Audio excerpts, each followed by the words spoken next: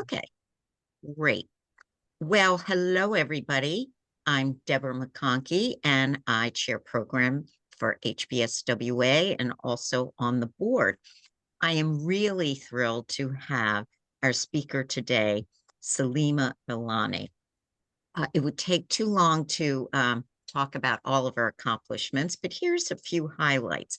She's an angel investor, a 9 times founder with 3 exits, and an award-winning author, the best-selling book called Innovation Starts with I. She's also the founder and CEO of Ripple Impact, and her firm specializes in helping accomplish executives and entrepreneurs, particularly women leaders in transitions, strategically design portfolio careers and attract high-level opportunities.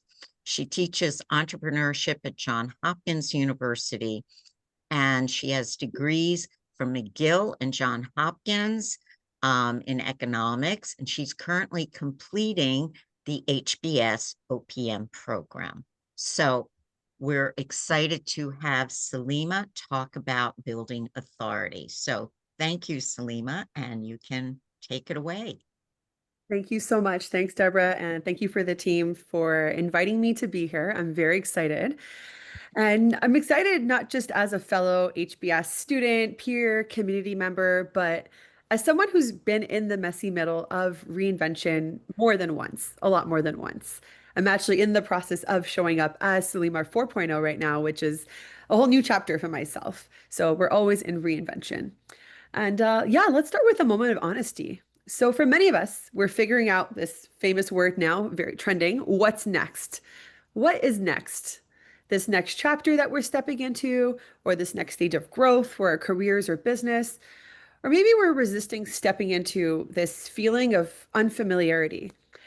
It's not just because we're inexperienced, because we're not, but rather we've outgrown the old roadmap, the old way of doing things. The resume, the recruiters, the waiting to be picked amongst a whole group of people energy. And we've spent years building impressive careers. And yet, when it's time to pivot or level up, we suddenly feel this sense of being invisible, whether our phones aren't ringing with strategic opportunities, or we don't hear back after we send an application, or we get rejected when we apply for a role, or we're waiting for that board role to come through. And we know that we're great. It's not that we're not great. We are. We are all HBS.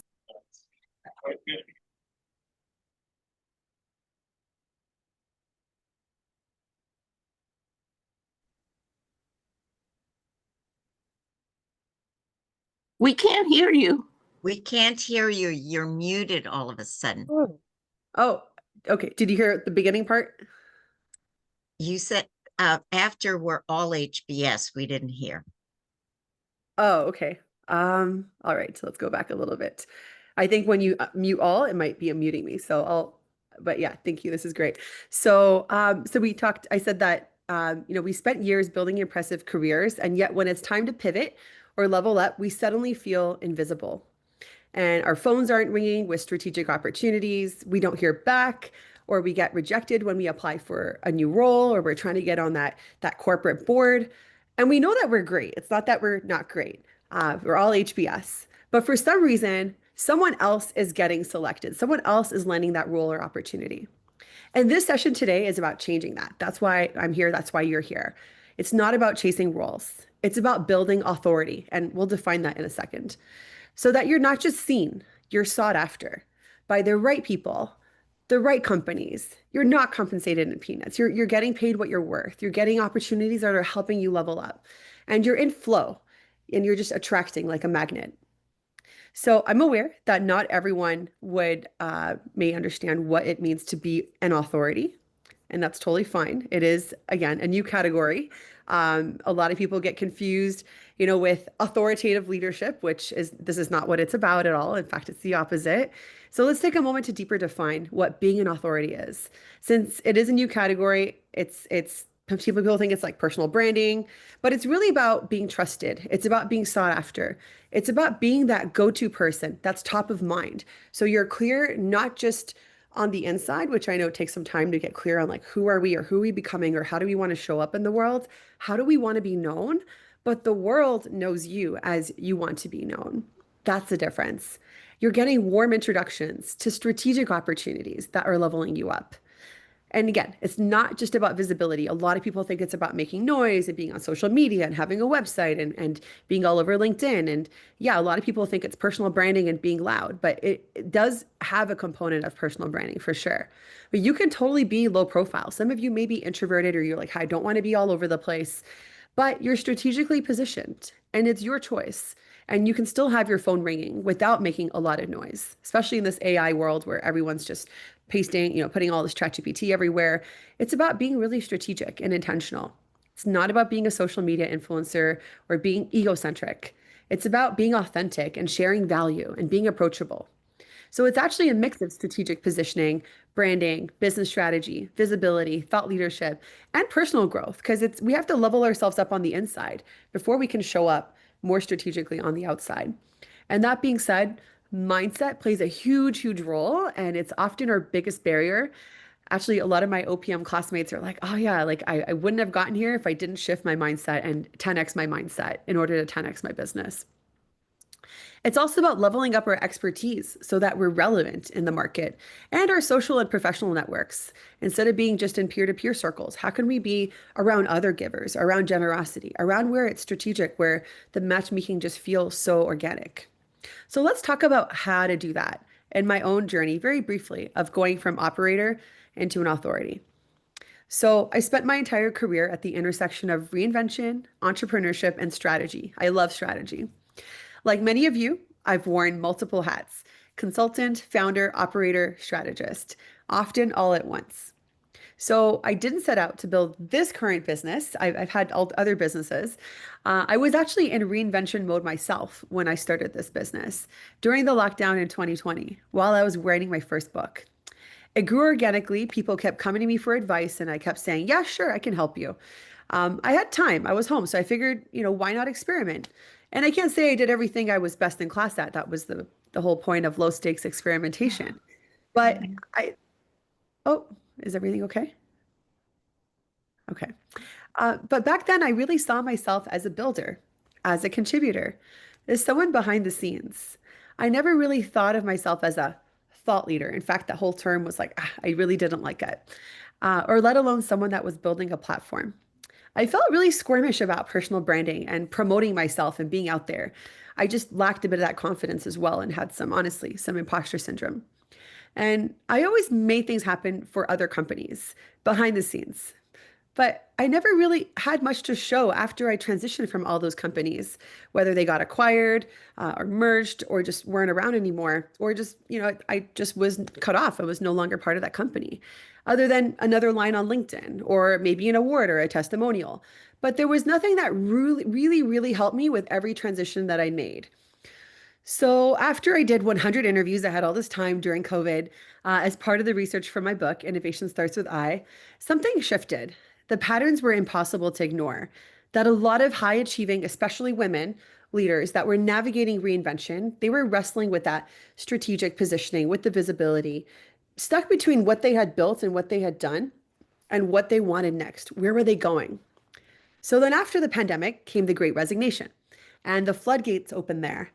Timing was everything. I got in early, maybe a little early, because we actually soft launched before the Great Resignation. And I foresaw that Great Resignation without calling it that. I called it the reinvention revolution, thanks to my book research. And then I realized this is no longer a side project. This is a movement that I'm building. So I leaned into my discomfort and built something very different than ever before, which is a one-stop shop for authority building. So think of my company as the Mayo Clinic, where super niche experts, coaches, strategists, designers, marketers, network expanders, we're working together under one roof towards a unified outcome. And we bring that coordinated approach to help leaders become thought leaders, but from the inside out, which is very different from the rest of our industry. And we've now helped over 1,000 executives navigate the exact tensions that many of us are sitting in. And we've seen what works and what doesn't. And through Harvard Business School OPM, which has been incredibly transformative, and I'm just really grateful to be part of that community and cohort, I'm able to refine and validate what I'm building. I'm still learning, I'm still growing, constantly reinventing, and aligning my work to what I love most. So I'm here today because I want to help you see your next chapter through a different lens, not just through roles or titles, but through the authority that you already carry. You already have it in you. And when we learn how to harness that authority, everything changes.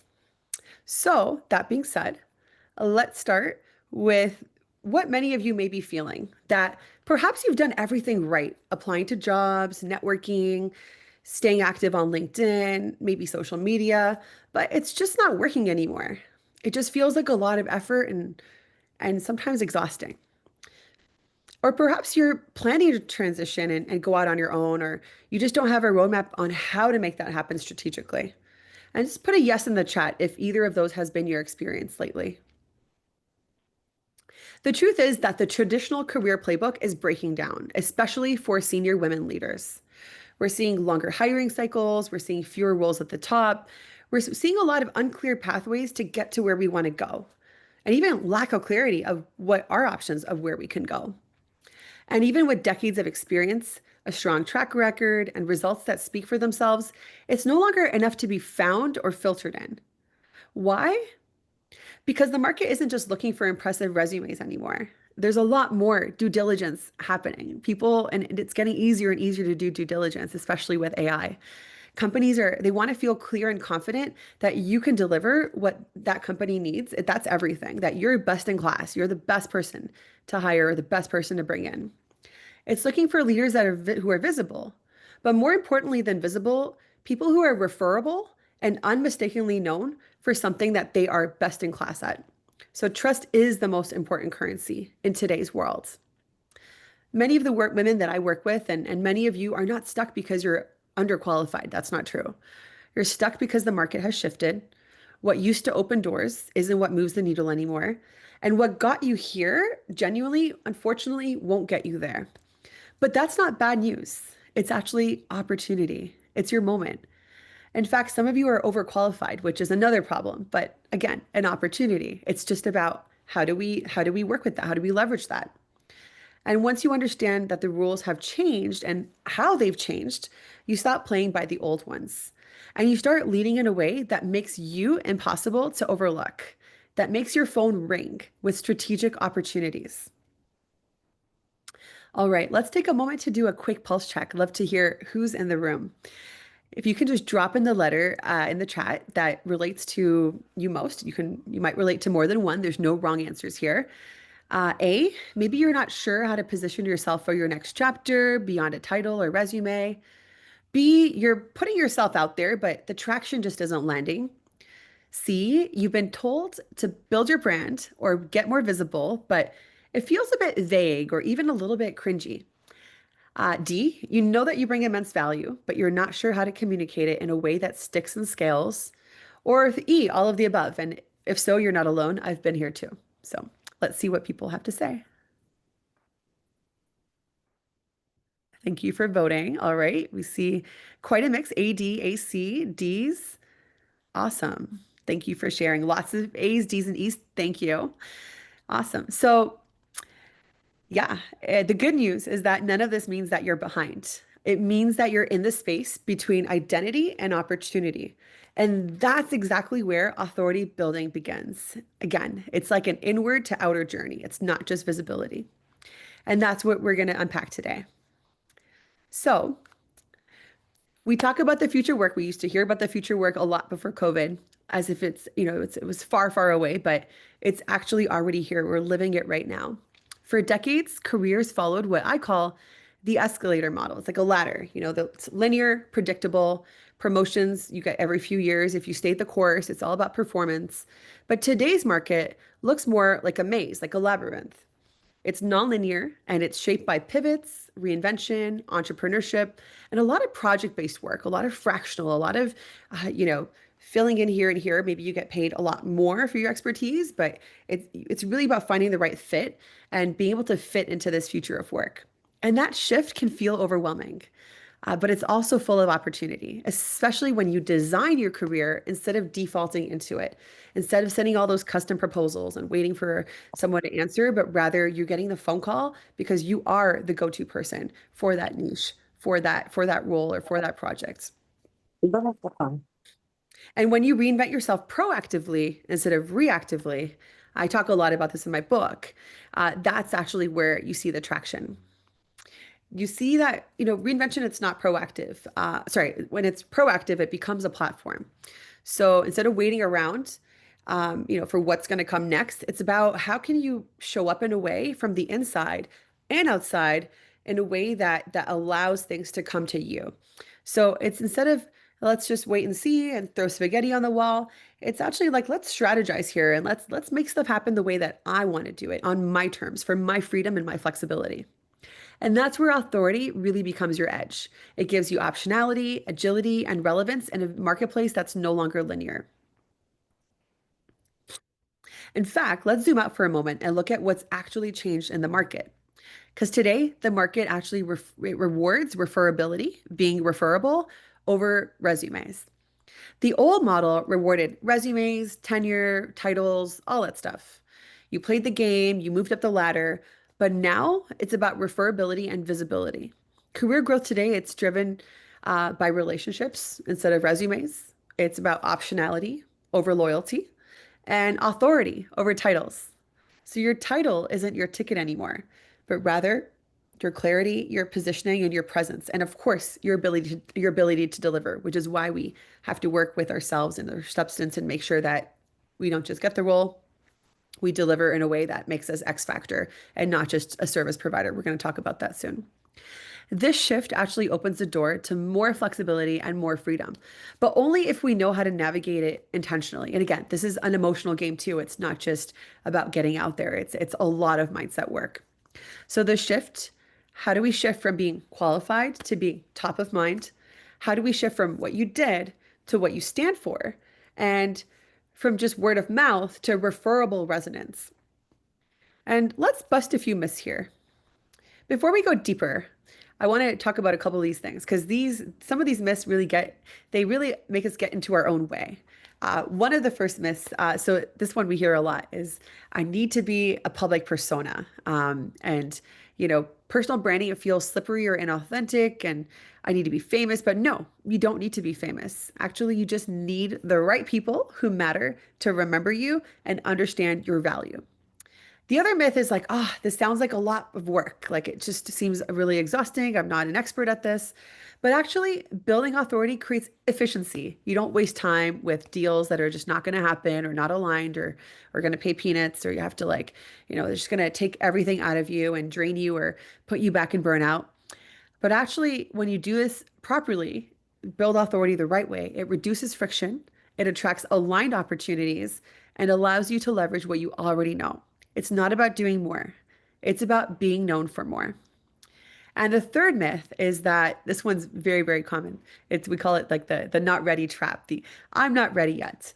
I still need to figure this out. I need to go through the pain of like figuring out what I want next for myself because that's how it's always been. And that's a big mindset barrier. The truth is that most of you are already ready. And sure, there is an element. Some people do need to recover from burnout. Some people do need to go on an eat, pray, self-love trip. But no, you already are credible. So in terms of qualifications, you're there. It's about being referable. And the best time to start, we say, was yesterday. But the second best time to start is today. So how are executives actually landing roles? In fact, I was just with an executive search firm recruiter yesterday, and it's very interesting. So let's look at the numbers. These are real stats on how executives are landing roles. So about roughly to 80 to 85% of executive roles are filled through some form of networking. And within that group, executive recruiters account for about 42%, especially for C-suite roles and board level roles. But here's what most people don't realize, that recruiters aren't scanning over resumes. They're actually scanning their network and they're making calls based on visibility, based on clarity, and based on reputation. Reputation is huge because it's trust.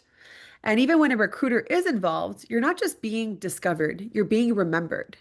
And while thought leadership directly accredited is only about 9% of hires, its real impact is bigger because it's connected to all the others. Because when your ideas are clear, your perspective is unique and you're memorable, your digital presence is strong, and your message is consistent, you have that message market fit where that message is resonating. 100% of that value is going to that audience and it's not just like generic. You make it easy for other people to refer you. And if you compare that to cold applications, that only works 4% of the time at the executive level. So if you're pouring your energy into online job boards, then this is your permission to stop spinning your wheels. It's not about networking harder and getting on more calls or having more coffees necessarily. It's about building authority and clarity so that your network can work for you. One thing we learned at OPM is you want to create, communicate, and deliver value to, with everything that you do, but you also want to extract value. And it can be exhausting when we're giving and giving, but we're not able to extract value. And that's why we have to revisit, well, is this even the right network where I can get value? Or is it just for me to give and it's peer to peer? So these are all things we have to think about. So remember that authority and visibility is what equals that access. So we're actually in this crisis of roles, but it actually means it's a window of reinvention. We're in this fluid moment, but it's in these moments the most powerful thing you can do. It's not just to react, but it's actually to reposition because we have to adapt to a changing market. Ideally, adapt before the market changes and be ready for it because those signals are there. But since the market keeps shifting, how do we adapt so we're not falling behind? We have to stay relevant. And that fluidity actually is equal to opportunity. It allows opportunities to come to us. In fact, by 2030, we see that 92 million jobs will be displaced, 170 million new roles will be created, and 40% of today's skills will be obsolete or radically evolved. We're already seeing huge shifts with AI and quantum. This means that once the dust settles and things crystallize, the window narrows. So the ones who move now, who reinvent early, will have the most leverage. This is actually an incredible time for opportunity. Like the last few months have been amazing for my business because we adapted earlier this year. A lot of people are just doing really, really well. And then there's others who are waiting and just reacting. And how do we shift from reacting to being proactive is the goal. So it's more than just being ready. It's about being recognizable. And how do we rise above all that noise, above all the ChatGPT, and really shape that next chapter and attract the roles, the boards, and the deals that really fit you, that feel right to you, where you get energized? So this is time for us to really rethink our strategy. And I like to call this the power of and, because one of the most common myths that we need to challenge is that you have to choose between staying in corporate or building your own thing, whether you're an operator or you're going to be an entrepreneur or do resume or do reputation and be all over the place. And so what I want to say here is that you can actually do both. This is the thing. This is the mindset shift. Most of the strategic women that I work with, they don't just pick one. They design for both. So even if you do want to do an operating role for the next 5 years, why not start designing so that you can build that pipeline, you can build that reputation, and then you can attract and I promise, like my own experience literally has been a lot of manifesting opportunities because I've done that work, because the people that we work with have done the work, whether they're ready to transition or not. They already feel because they're here. You're here today because you're obviously interested in this topic. You feel, there's going to be a transition coming, or you're thinking about, well, maybe in a few years or maybe next year I'll need a transition. But how do you prepare for that early so that you're not reacting later on? So yes, you can totally build authority while you're in a corporate role. And you can be visible strategically and even low profile and values aligned. And you can grow a platform that supports both job opportunities and entrepreneurial bets. And actually, some of my clients, when they built their authority, we helped them build their authority platform. They actually ended up landing better operator roles because their visibility and their influence opened new doors and their personal brand equity increased by doing this work. And others even use their platform to negotiate, to advise, to sit on boards or launch a book. So there's a lot that you can do with this. Authority actually gives you leverage to scale up, to pivot, to consult, to lead, or take a sabbatical without starting from zero each time. So this isn't about changing your identity. It's really about stepping into it and then expanding it and becoming known. And that's the power of and. It's what actually gives you true security in this shifting world of work. It's about future-proofing yourself. So what might your authority platform look like? Let's take a moment to visualize what this is because, And I say could because there's no one size fits all model and there's no shoulds either. Just like a portfolio career, your authority platform is a strategic blend. But here, the focus is on how you build presence, clarity, and referability in a way that aligns with your energy, your goals, and the value that you want to bring forward.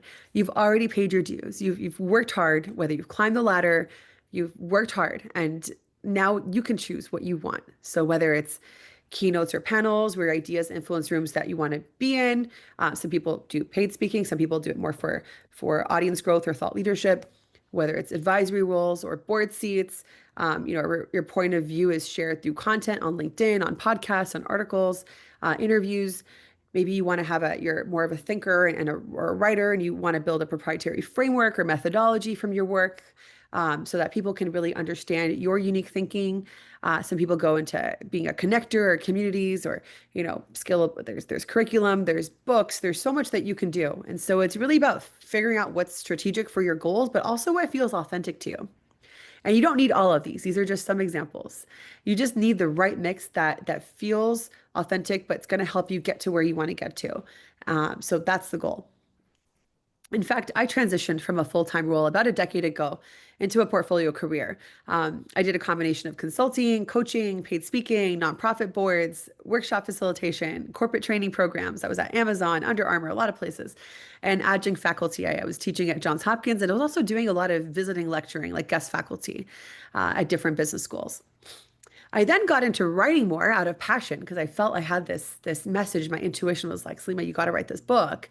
And yeah, it was part of my transition and transformation.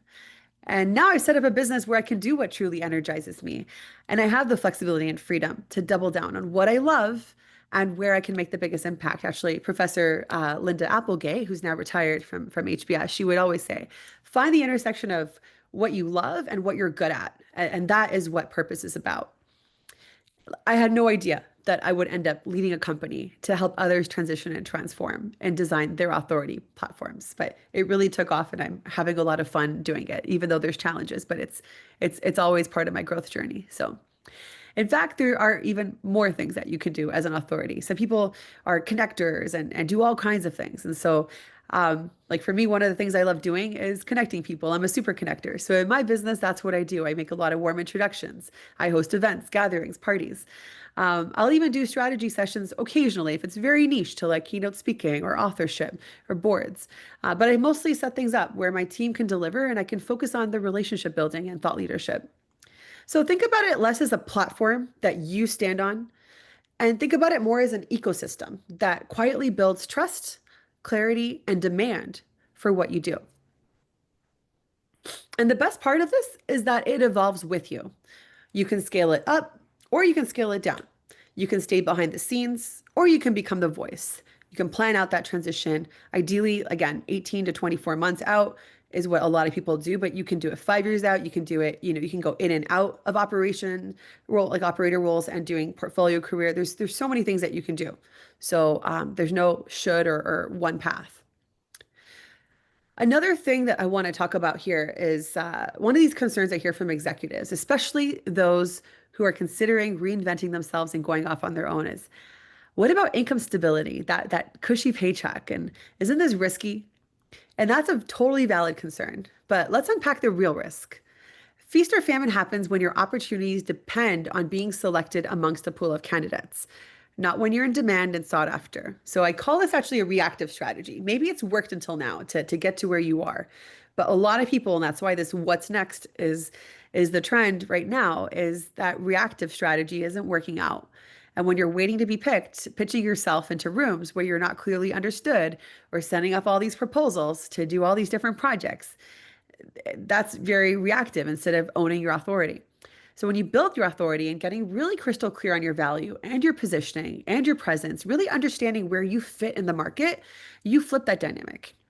Now you're pulling opportunities in. You're magnetic, you're attracting, you're manifesting.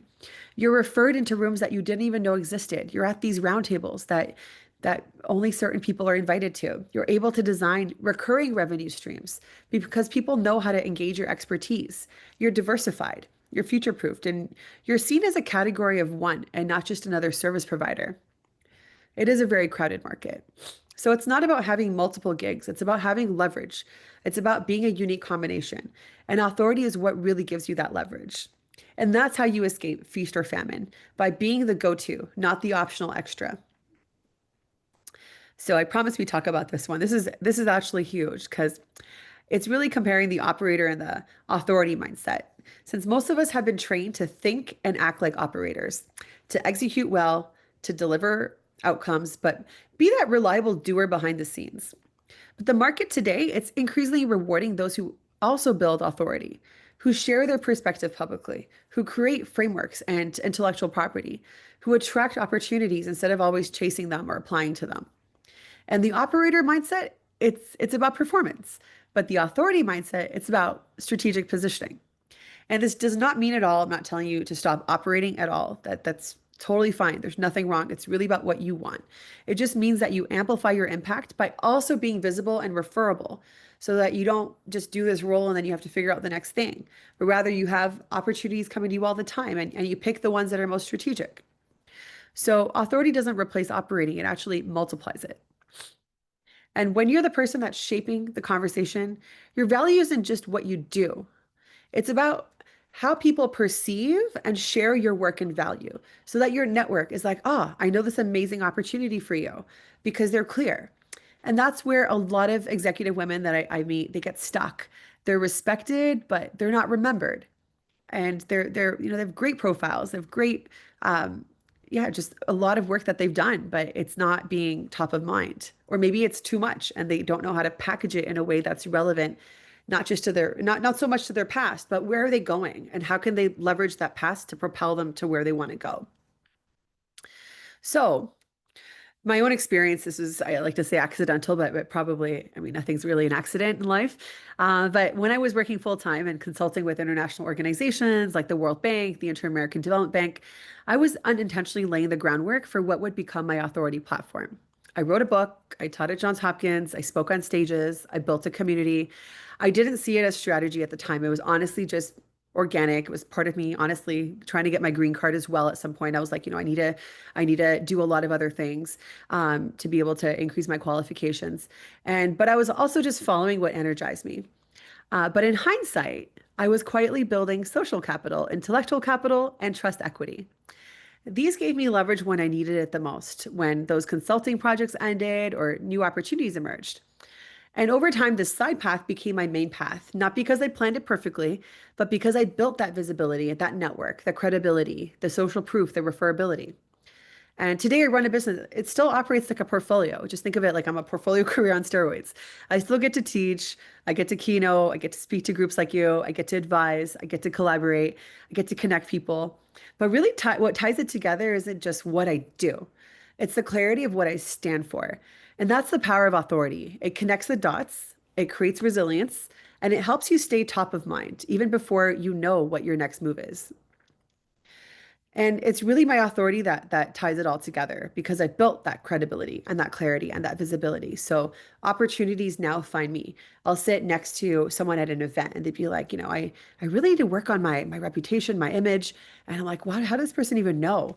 And then next thing you know, they sign a contract and here we are. So it just makes that having to persuade or convince people or pitch, it just makes things a lot easier when people already trust you.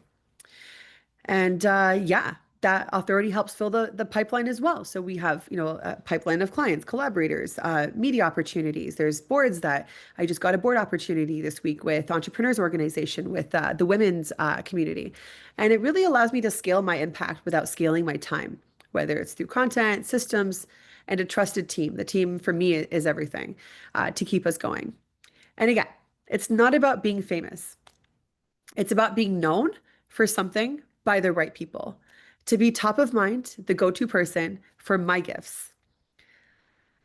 Let's bust another common myth that expertise is everything, because it's actually not enough anymore.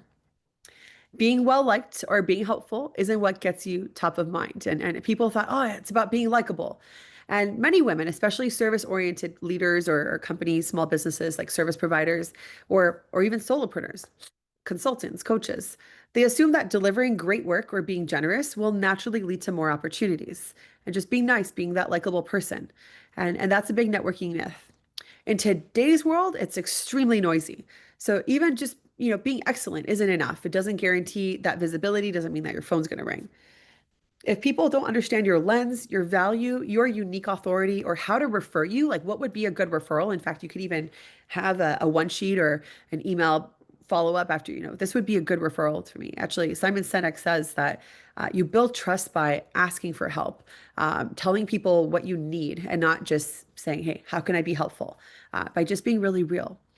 But yeah, if people don't understand your lens, then you become forgettable. It's like, oh yeah, that coffee I had, but then you don't really know how to follow up, or that person doesn't know how to refer you or bring you an opportunity. It doesn't matter how talented you are. So yeah, being a trusted service provider, it's great, but it doesn't make you referable unless your positioning is crystal clear. And again, it's not just positioning, it's also delivery. You have to be X factor in your delivery as well with how you deliver what you do. A lot of people focus on top line, on getting the gig. It's also truly how you deliver it, and that's where a lot of people fall short. So let me walk you through the Ripple Impact, the Ripple Authority framework. This is the model that we use to help leaders build credibility, clarity, and visibility that compound over time. We've learned that building sustainable authority isn't just about being visible. It's about aligning 7 core layers that reinforce each other. So first we start with clarity, knowing who you are, what you stand for, and where you're going. And then you want to position that clarity intentionally through strategy, so your message lands where it matters. Then we have authenticity. So this is about storytelling, building from your values, not from the trends. This is about helping people trust you by vulnerability. Then visibility. This makes your value easy to see, share, and remember. Authority is what we all just been talking about this entire talk. Referability. So creating that clarity and consistency so others can champion your work. And scalability. So building the systems, the content to have that pipeline over the next few years, really having the structure so that your impact grows without you burning out. It helps you also just get the right opportunities versus lots of volume. So when these layers work together, your authority really becomes self-sustaining. It's rooted in clarity, reinforced by authenticity, and it's scaled through visibility and systems. And that's what makes your career and your impact resilient and referable. So we'll talk about this push versus pull dynamic here. The traditional job search and outreach is very much a push model. You're pitching yourself into opportunities, you're filling out applications, you're trying to be picked. And oftentimes it's very hard to get to that top of the pile without authority. But authority building flips that. It's a pull model. You position yourself so clearly and compellingly that the right people come to you with the right roles, deals, speaking engagements, partnerships, and you become that magnet. So it's less about being better and more about being clearer, trusted, and more visible. At the end of the day, you need to remember that people aren't going to champion you if they don't understand what you want or what you're known for. And that's why clarity starts from the inside. And in our work at Ripple Impact, we start by helping leaders get crystal clear on who they are, who are they becoming, where are they going, what do they want to be known for? And then we strategize on their positioning and how to get there, go to market. So we have to align identity, strategy, and story. And then, like I said, it truly is, for me, a very spiritual journey for me to manifest, for a company to manifest opportunities. It's not about chasing. And that's why the internal clarity is super important, because a lot of people, they jump right into visibility, into tactics, into LinkedIn, into speaking, into trying to get on boards, and they post more content, and they're like, I want to, go for more activity, and but they haven't really defined how they want to be known in a very strategic way that aligns with the opportunities and where the space is in the market. So I want to now talk about the authority curve briefly, so you can see how authority actually builds over time. It's not like you either have it or you don't. It's actually progressive. And this curve shows the 5 distinct levels that we help our clients and our audience navigate. So you start out by being an emerging authority, which is, you're starting to share some stuff, you have some ideas, maybe you're not super focused, you're not being strategic, you're showing up on LinkedIn. Maybe you're starting to do a little bit of speaking or panels, but your brand and your message aren't fully differentiated. Then we have recognized authority. And this is where you're beginning to stand out. People are starting to associate you, visible authority. You're starting to, people are starting to realize, okay, this person's out there.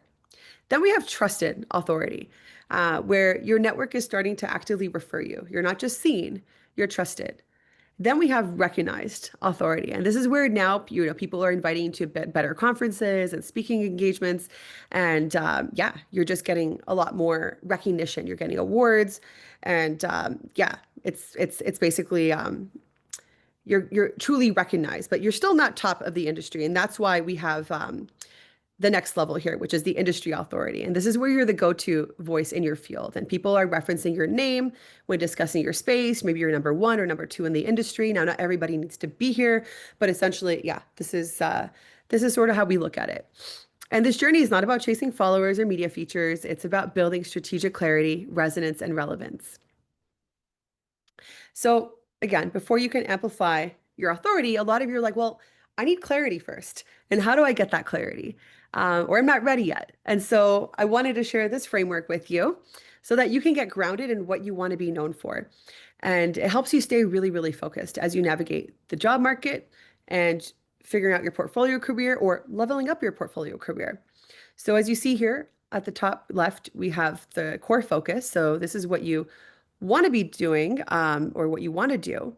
Then we have on the right, emerging opportunities. And this is what you want to be doing that you're not doing. Again, the left side is what you're already doing that you want to do, then what you want to be doing that you're not doing. And then on the bottom, misaligned is stuff that you are doing that you don't want to be doing. And on the bottom right, you have intentional boundaries. This is what you don't want to be doing and you're not doing, and that's great. If the things in those boxes are great, it means that you've set boundaries around that. So as you go through this process, this becomes more important, and feel free to take a screenshot. But it's a really great framework to get clear and build that internal clarity. And just a quick example of how I did this for myself. And yeah, it's a really fun exercise. Put on some music, do some reflection, some journaling, and just this mental exercise helps us with that manifestation. All right. So now, yeah, I want to say that the smartest time to build your authority, it's actually now before you're in transition, is if you're already thinking about what's next or it's on your mind, perhaps it's on your mind when you're up at night thinking like, what am I going to do next? It's really the moment to start building that. Again, the best time was yesterday.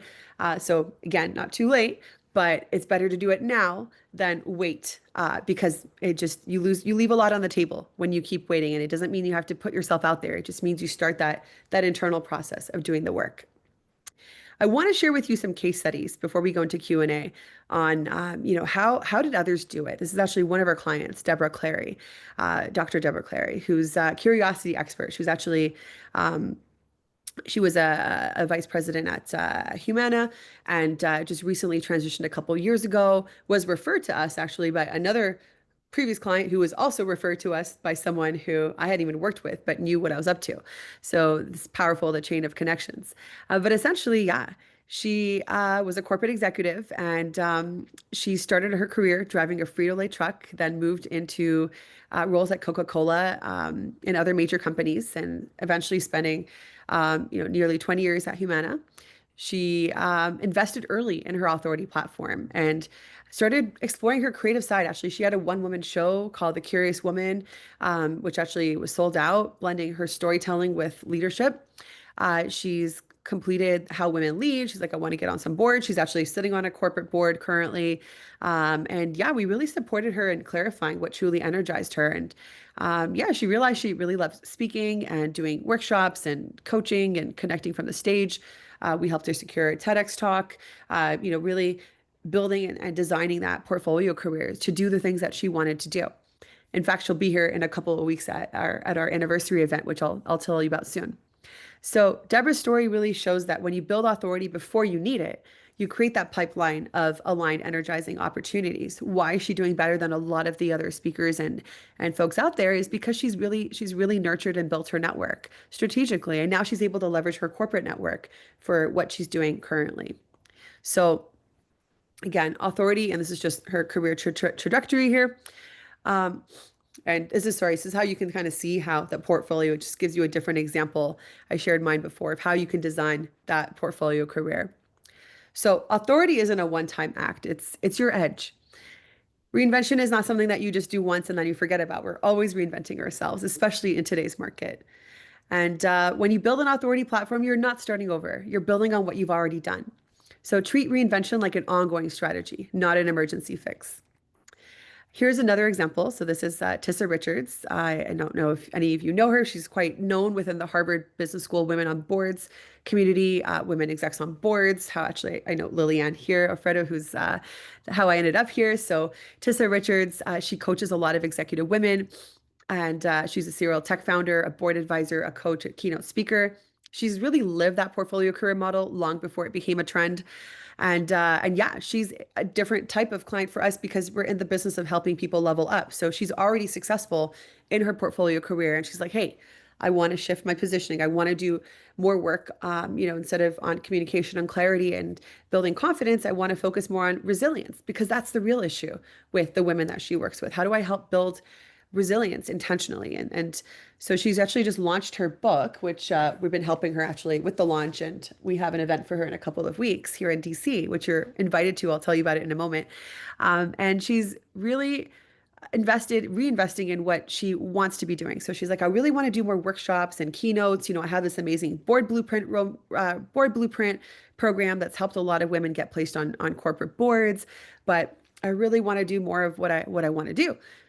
And she's actually on a speaking tour right now. And yeah, she's celebrating her book launch. She just launched in October this month, this book, it's on intentional resilience called Rethinking Resilience.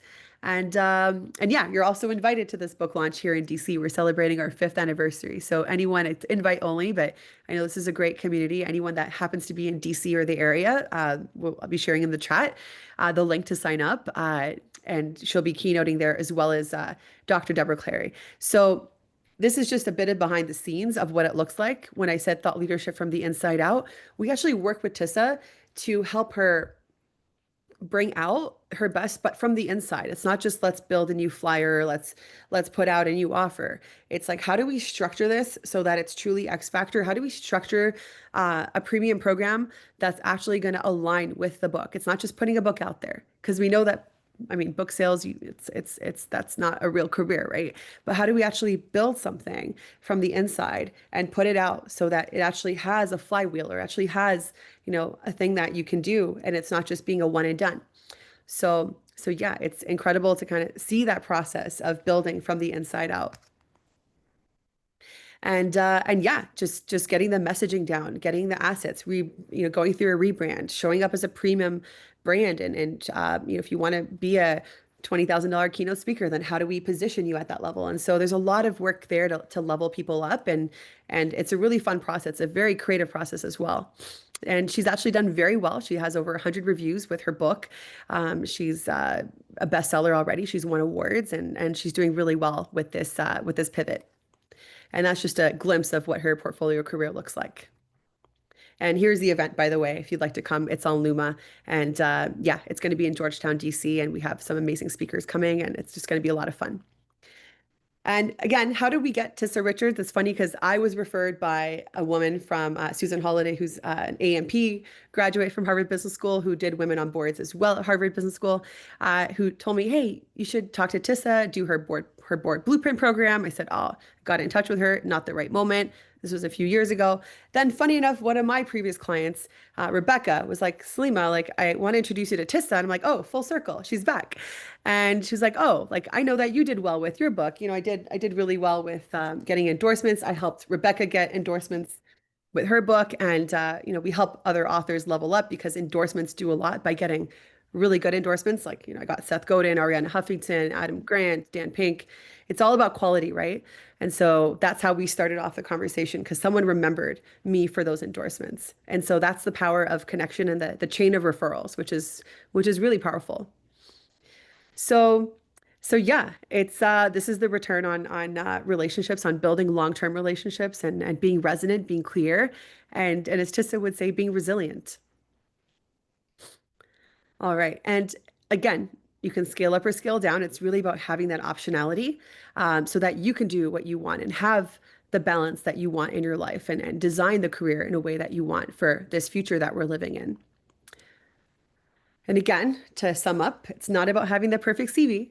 A lot of us are perfectionists here. I totally get it. I'm a recovering perfectionist myself. It's really about building authority in a way that makes you to be referred easily, remembered, and recommended so that you can build that trust.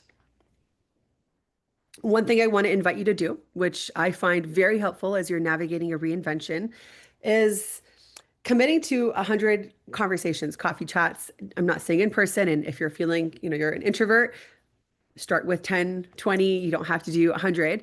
I just like the idea of doing 100. It could be 100 over the course of a year. It could be 100 over the course of 3 months. It really depends on what your goals are and what your schedule looks like.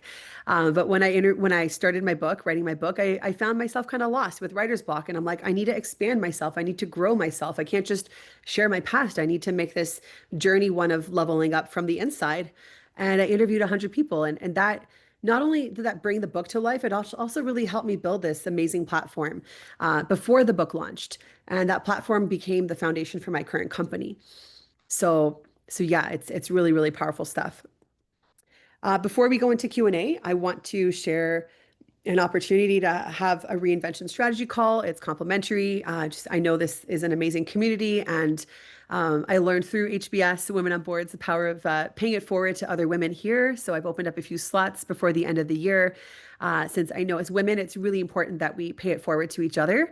So if you're feeling like you're at a pivot point, or you just want to elevate your authority platform, and you're feeling like you could use some guidance, or you just want to have a chat to get some clarity, then I'm more than happy to chat. Just feel free to scan the QR code or look in the chat. There's a link, and I'm happy to support a few of you directly to help you get to that next level, whatever that is for you. Or if you want to just grab coffee instead, I'm happy to be one of your 100 coffees. So yeah, let's open it up for questions. And before we do so, actually, there's one more thing here we wanted to give away, which you're also going to get in a follow-up email from Harvard Business School Women's Association. The team is we're giving away my book.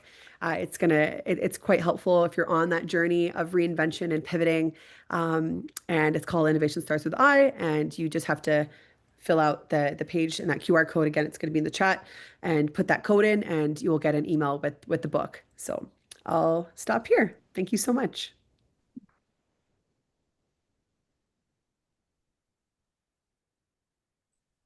And I know that your team's been monitoring questions, so there may be a couple of questions in there that to address. I don't know if Amna has. Yeah. So I see a question. Thank you so much, from Katie. What thought process do you recommend to identify one's area of authority? It's a really great question.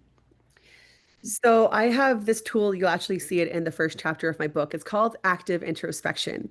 A lot of us get stuck in our heads, and we're like, what should I be? Who should I be? What should I be known for? And it can be this endless spinning cycle. And we get a lot of people, actually, a lot of objections when people want our help, and they're like, I'm not ready yet. I need 6 months. I need 3 months. I need to figure this out. And they feel like they have to figure it out on their own, because that's maybe how they figured things out in the past. But it's usually not that effective to try to do it on your own.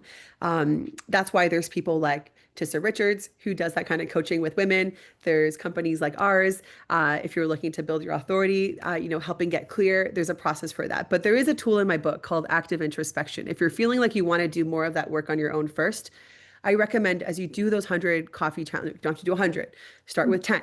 But asking other people for their insights, especially people that don't know you very well, they're going to have a perception of how you're showing up today. And that's what I found very interesting as I did my book interviews, is I was getting very different insights of the people when I was interviewing them. I was like, what do you think are my strengths based on this interview, based on what you know of me? And it was very fascinating to get that. I don't like to call it feedback, but to get those insights.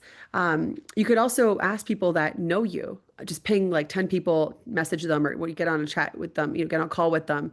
What do you think are my greatest strengths? What would you like if someone was to reach out to you to ask for help? Like, what do you think is the thing that I am best in class at? And I think that's where you would be starting.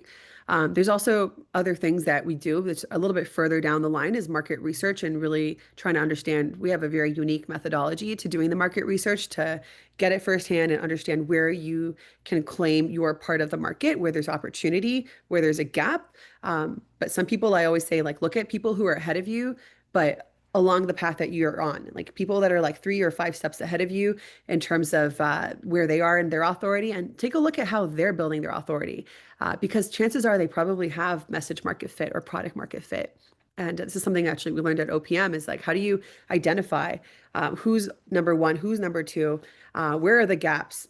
Do you want to be number three? Do you want to be number five? Where's space to create a new category? So really looking at where the market's going and looking at where other people who are perhaps more successful or more clear, more sought after, more have really built their authority. Where's their opportunity there? So yeah, does that answer your question, Katie? Yeah, no, can you hear me? Yes, it does. There's a question of both your own internal strengths and then like to your last point there are the market assessment, right? So as you think about the portfolio, ultimately it has to generate earnings, right? And you have to link it back to where there's a feasible market. Correct, exactly. So, and then you had another question here, or it was like perhaps a set of criteria to identify an authority areas. So yeah, I would start with like there's so many tools you can use that clarity framework that I talked about in the talk earlier of like figuring out what you want to be doing that you're not doing is really important, and what are you doing that you shouldn't be doing, and eliminating those so that you can focus on what you want and remove the things that are just draining you and not strategic. So yeah. All right. We thank you so much, Katie. We have No, another thank you. question from Maria. So lots of great content, but seems more focused on career pivot and evolution versus re-entry. So 20-year-old ecom operator took 7 years off to spend on family with intermittent consulting work. 20-year ecom operator, trying to re-enter, don't want to continue consulting but be part of a team. Might want more of a support function, but background is as a GM. So what do I suggest? So yeah, there's a lot of opportunities there, but I think I'd need to learn a little bit more, Maria. So if you want, happy to chat with you over coffee. But reentry, definitely, we've helped a lot of people re-enter as well. There's a bit of strategic work to figure out how to tell the story and the narrative and figure out where are there opportunities. And it's again, it's a lot of working with the past and using that to propel you forward versus looking at as a 7-year career break. It's very interesting. A lot of people feel a certain way when they, it's great to take a career break, but how do you leverage it versus showing that it's just time off? And how do you leverage that story in a way that shows where you're going, but also find the opportunity where there's fit for you? Thank you so much, Maria. Liz, the best strategy for not spreading yourself too thin when attempting to pivot. Don't be all things to all people. Okay, board work, startup advisory work, everything else work, and then nothing works. So yes, it's probably doing too much versus doing less is more, and figuring out what makes most sense. And that's why the authority helps you attract better, more premium opportunities. And something we learned about HPS is always like, how do we go more premium since, you've invested in amazing education, your careers, how do we not spread ourselves too thin? And I think it's that clarity, it's the product market fit. You are the product, the message market fit. It's a lot of these pieces that have to work together. And that's why it's important to do that deeper work. Yeah, because it's very easy to say yes to a lot of things. Actually, no should be the best word, Liz. So it's hard. It's hard. Thank you. Yeah. Thank you so much. I know we're at time, so if anyone Yes. has any other questions, feel free to email or happy to chat. I'm here for you, and I know this is a challenging time right now as we're figuring out what's next. So yeah. Thank you, Saleema. This was so valuable, instructive, and I love the way that you gave very actionable tasks, even though the introspective one is probably the most difficult, but you've given us tools. So we really appreciate that very much. Thank you so much. Thank you for having me, and thanks everyone for the great feedback. Thank you, Deborah and Alex. Thanks to the entire HBS Women's Association team. Thank you to my team for being here and supporting. And I'm looking forward to staying in touch with everyone. Feel free to add me on LinkedIn. And again, you're welcome to come to our anniversary event and meet in person if you're in the area. So yeah. Thank you. Bye-bye.